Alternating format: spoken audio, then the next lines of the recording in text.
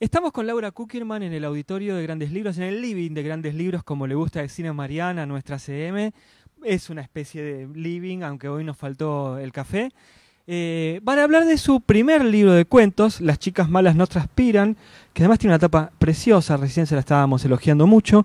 Un libro que salió por Hormigas Negras, una editorial independiente chiquita, que tiene siempre estas pequeñas joyitas como para hablar de libros que tienen mucha intimidad, y creo que ese es uno de los puntos particulares de este libro de cuentos en particular, la intimidad de las mujeres. Son todas protagonistas mujeres, y también yo diría que más allá de la intimidad, la pregunta por quiénes somos cuando estamos en el límite, enfrentados en el momento culminante de una vida, un embarazo, una muerte, un abandono. ¿Quiénes somos en ese momento? Creo que esa es la pregunta del libro. Hola Laura, ¿cómo estás? Gracias por estar en el auditorio de Grandes Libros. No, gracias a vos. Lo voy a poner acá para que se vea todo el tiempo, lo vamos a tener acá. Pero bueno, me parece que esa es la pregunta del libro, ¿no? ¿Quiénes somos? ¿Quiénes somos en esos momentos? En situaciones, sí, límites, en momentos así como quiebre, ¿no? O sea, no importa el momento culmine de la vida, pero también de niños o de niñas, en algún momento, en un momento crucial como es una posibilidad de un embarazo o no, de dejar a una pareja, de envejecer, sí, total. Algo que tienen además los cuentos es que los protagonistas nos van haciendo enterar a nosotros de la historia, pero también es como si ellos, a medida que van desarmando la historia, se van enterando de quiénes son, ¿no? Sí, a mí me divierte eso, sí, sí, total. Como ir viendo con los personajes qué les va a ir sucediendo, aunque yo lo sepa, digamos, de alguna manera, pero me divierte eso, sí, total.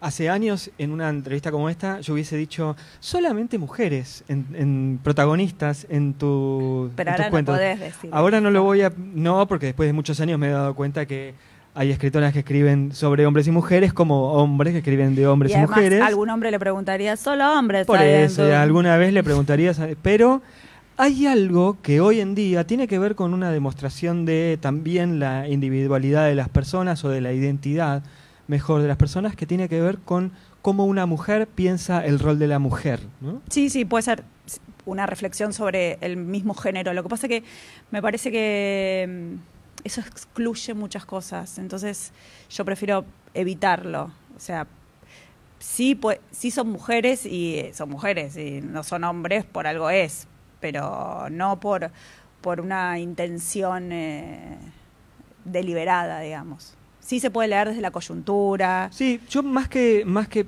plantearte un tema de feminismo, sí, estaba pensando en cómo las mujeres de tu libro, las diferentes protagonistas, piensan el rol de la mujer. Sí. De nuevo, trato de separar lo que sería el rol de la mujer del rol de las feministas, que en última instancia es un subgrupo de mujeres, ¿no? Pero vos qué decís, por ejemplo, piensan el rol de la mujer, por ejemplo, ¿en qué? En esa intimidad propia. Tienen muy claro que son mujeres. Sí, total. Y que lo sienten de una manera en particular. Sí, total. Yo en eso concuerdo.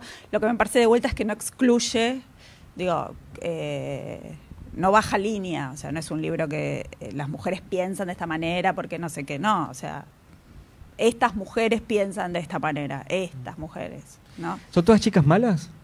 Son todas chicas malas y son buenas al mismo tiempo. Y en realidad son malas, se piensan malas ellas mismas en algunas circunstancias y en otras no, digamos. Son todas vulnerables, eso sí me parece, todas vulnerables. Porque están en un momento límite, como dijiste vos hace un ratito. Pero no solamente ellas son las vulnerables. Digo, la chica del cuento que le da título al libro, me parece que él también es una persona muy vulnerable. Él es medio goma. Ah, bueno, ya estamos con la... Ya está. No. A mí me parece que es un goma total. Pero de vulnerable no tiene nada. ¿Por qué? No sé, a mí me parece que es un goma, él, total. ¿Vos te parece que es un tipo que no quiere ver lo que está pasando? Sí, claro. Sí. ¿Y ella? Y ella llegó ahí y ahora no quiere estar más ahí. ¿Y no te parece que no está viendo lo que está pasando? No, ella sí está viendo lo que está pasando. Sí. Sí, claro. Sobre todo al final. Sobre todo al final. Igual estamos como, ¿no? ¿Spoileando? No, al contrario, no diciendo nada, estamos confundiendo a nuestros televidentes. No, lo que yo siento es que como como historias, Sí. ellas no tienen mucho control de la realidad. No tienen mucho... Pero en ese justo a mí me parece que ella tiene control. Más allá de que deliberadamente ella dice todo el tiempo, ¿no? Que tiene un plan que es dejar a su pareja de tantos años en tales circunstancias. Ahí ella tiene el control. No lo tuvo hasta ese momento y ahí lo va a tener. No sé. ¿Vos decís Me que no? quedo con la duda. Bueno. Sobre todo porque ella dice al final que tiene náuseas y Sí. cosas, y me parece que no está teniendo el control ahí. Bueno.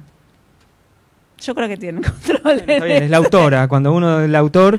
En Igual, ese sí. Martín Coban siempre dice que la razón la tiene el lector, Sí, no el autor. obvio. Entonces Pero me para voy a mí poner yo en el pero rol no, del yo no hombre que creo. tiene la Depende. razón. Depende. Mitad, mitad. ¿Y cómo organizaste los cuentos para que dialoguen entre sí?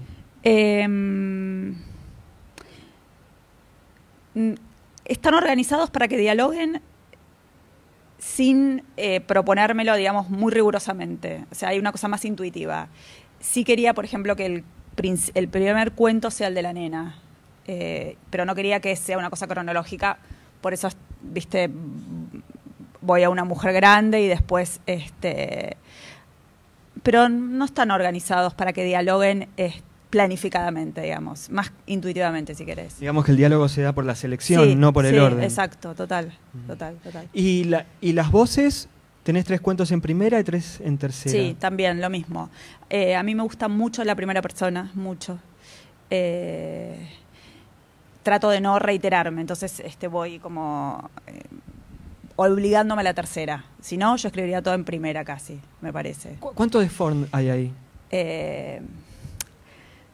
Juan Forn es el tallerista con quien Sí. Laura trabajó los cuentos. ¿Todos los cuentos? No, casi todos, la mayoría de los cuentos sí, muchos son anteriores, pero igual los volví a llevar ahí, o sea, los llevé ahí por primera vez, los trabajé un poco, pero hay algunos que no. Yo soy muy fan de Forn. Como lectora, me gusta la primera persona, no solo en Juan Forn, sino en muchos, y sí, seguramente hay algo pero más como admiradora de su escritura, que como Tenés que hablar a la boca del bueno, micrófono. se me olvido. Como participante del taller. O sea, no es que hay una indicación de que hables al micrófono y en primera persona. Lo que pasa es que si no hablas al micrófono no te escucha nadie, Laura. Tenés razón. No me y hagas la una primera chica persona, rebelde. sí, la chica mala, sin sentido. La primera es una nena que está esperando que llegue un príncipe azul de izquierdas. Sí. Me gusta que en cada cuento hay como una pequeña, como un pequeño momento epifánico para el lector. La nena que está esperando al príncipe azul de izquierdas. Porque yo creo que la vulnerabilidad de estas chicas también tiene que ver con esa ilusión de ser salvadas por algo, por ellas mismas, por alguien, por una situación. Como están al límite, buscan ser salvadas. La chica que va a dejar al chico, por ella misma quizás. O sea, la nenita esa que está en esa familia que es un caos, quiere que la salve su padre y ve que es imposible eso. También por eso este ahogo que tiene de la vida y de ese intento de jugar a controlar la respiración en el agua. Hay algo también que late en todo el tiempo, que es la violencia sobre el cuerpo de la mujer. Vos hablás de la nena que ella misma se fuerza a respirar más de lo habitual, a aguantar la respiración, más de lo necesario para hasta lastimarse la garganta, sí. Pero en todos los casos hay un rasgo de violencia muy grande. Sí, me parece que el cuerpo de la mujer es un cuerpo violentado, si se quiere, desde lo simbólico, desde lo material en algunos casos, y eso está en mí como autora y en las protagonistas, digamos. Me parece que es interesante, sí. Pero violentado, pero de una forma, digamos, no hay una violación. No hay una mujer golpeada. No, pero sí ellas en su rol de dueñas de su cuerpo, igual hasta se autoinfligen la propia violencia.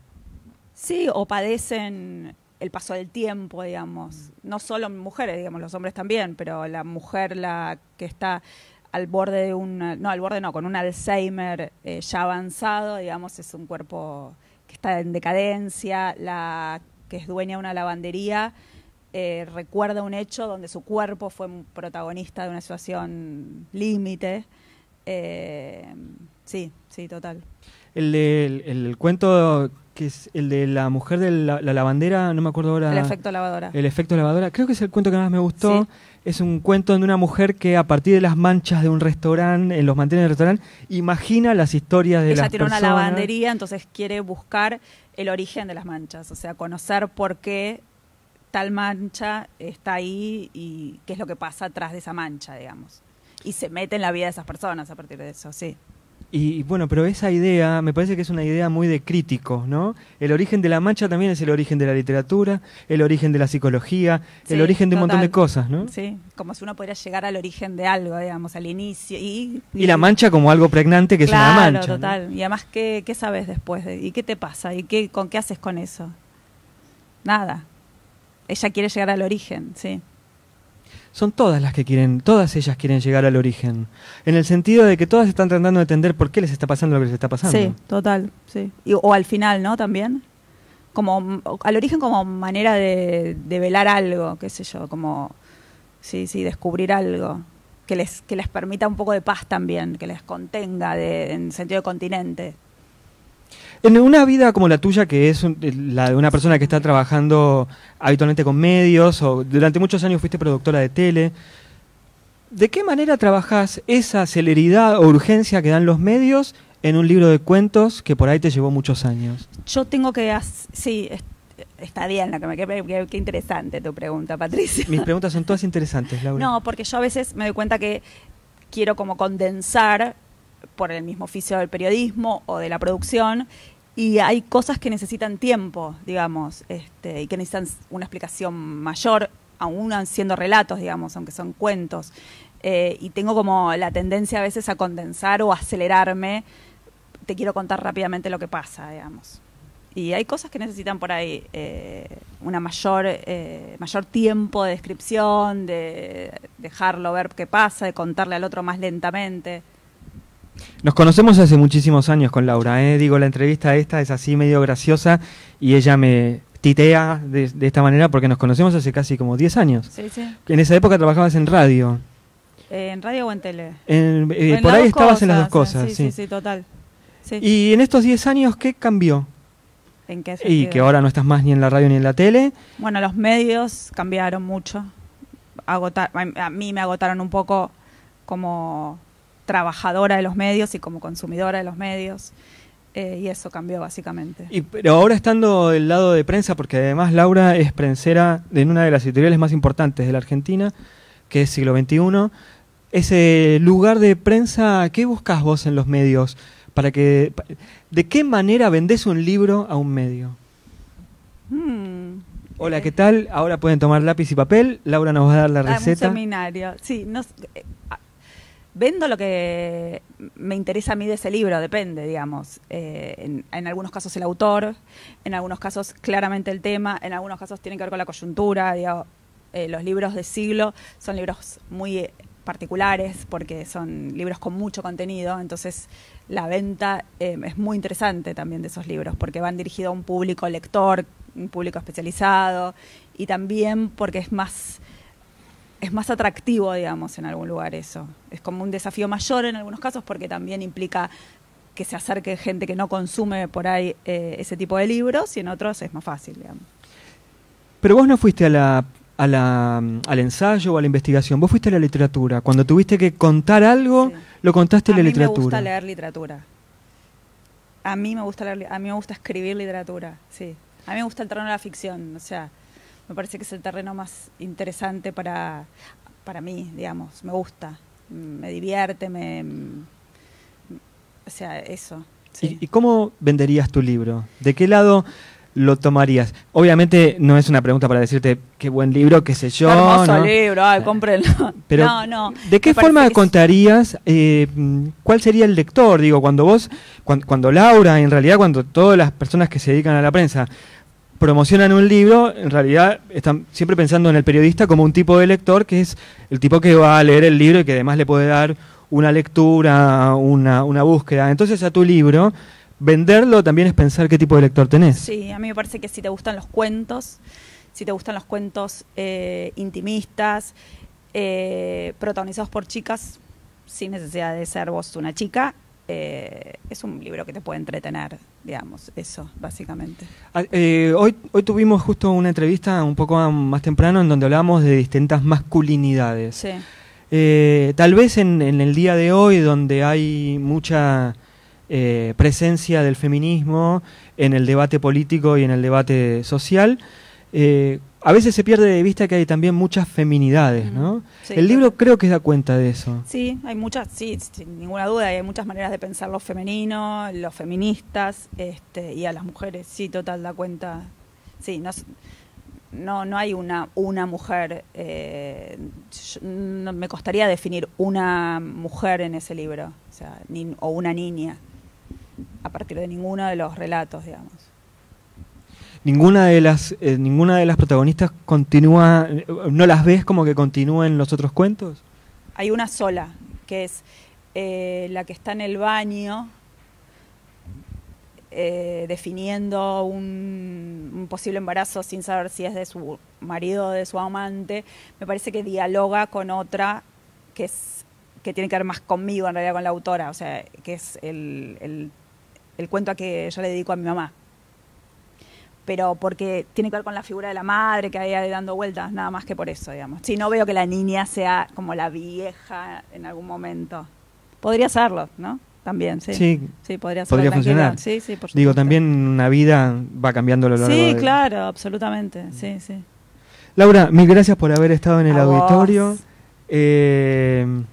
Nada, vuelvo a poner en tapa, vuelvo a poner la tapa. Hermosa, esa es de Valeria Seoane, que es una hermosa tapista, diseñadora, que labura con la editorial, con Hormigas Negras. La tapa es muy, muy linda. El libro es un libro que se lee, se puede leer creo que en 2 sentadas, algo por el estilo, pero está bueno disfrutarlo, leerlo de a poco. La experiencia que tuve yo fue esa. Bueno, me alegra. Quise leer un cuento por día en lugar de leerlos todos juntos, y me parece que es una buena forma de ir mechando con otros textos, ir y venir a la ficción y a la no ficción. Bueno, gracias. Laura, mil gracias por estar en el auditorio de Grandes Libros. Vos.